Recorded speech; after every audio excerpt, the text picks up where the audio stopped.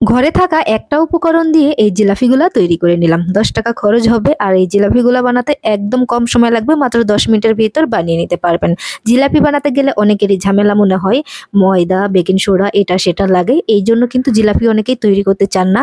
আজকে আমি যে সিস্টেমে জিলাপিগুলা বানাবো একদম পানির মতো সহজ, যেই কেউ দেখলে বানিয়ে নিতে পারবেন। প্রথমে আমি ১ কাপের মতো সুজি দিয়েছি, ১ চামচের মতো ঘি দিয়েছি। ঘি দেওয়ার কারণে সুন্দর একটা ফ্লেভার আসবে, খেতে অনেক বেশি ভালো লাগবে। এটা যখন খাবেন মনে হবে যে এটা ঘিতে ভাজা। এই তো আমি কিছুক্ষণ ভেজে নেব, এই ধরেন ২ থেকে ৩ মিনিটের মতো ভেজে নেব। ভাজা হয়ে গেলে এখানে পানি অ্যাড করে দিতে হবে।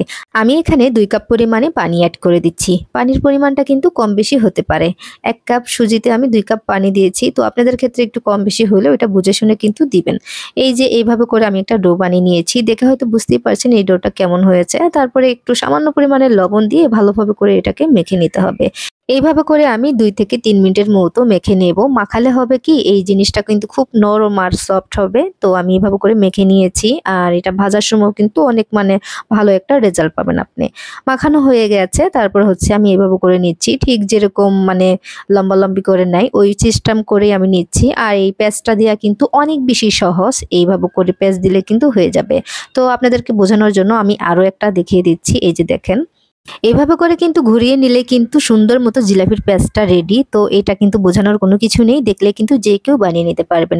সবগুলা জিলাপি আমি একইভাবে রেডি করে নিয়েছি। আর এইখানে আমি ২ কাপের মতো পানি দিয়ে দেব আর দিয়ে দেব ১.৫ কাপের মতো চিনি।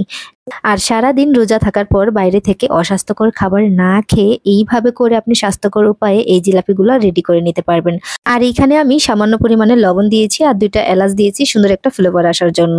বাইরের যে জিলাপিগুলা সেগুলাতে তারা রং ব্যবহার করে আর যে তেলে ভাজে সেই তেল কিন্তু ভালো না। তারা ওই তেলটা অনেক দিন ব্যবহার করে। সেজন্য আপনারা যদি ঘরেই এভাবে করে খুব সহজেই তৈরি করেন তাহলে আপনাদের শরীরের জন্যও ভালো আর স্বাস্থ্যের জন্য অনেক বেশি ভালো। তারপরে হচ্ছে তেলটা ভালোভাবে গরম করে এই জিলাপিগুলো আমি দিয়ে দিচ্ছি। ঠান্ডা অবস্থায় কিন্তু জিলাপিগুলো দিবেন না, এতে করে কিন্তু ভেঙে যেতে পারে।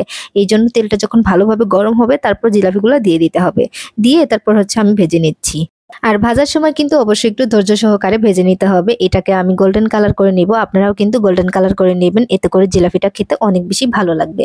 মচমচে হবে আর ভিতরে কিন্তু একদম রসালো হবে। গরম অবস্থায় আমি গরম শিরার ভিতরে দিয়ে দিচ্ছি। তারপরে দিয়ে এভাবে করে একটু উল্টে পাল্টে নেব। এই জিলাপিগুলা খেতে অনেক বেশি মজা, বিশ্বাস করেন। একদম রসালো থাকে আর উপরে মচমচে থাকে।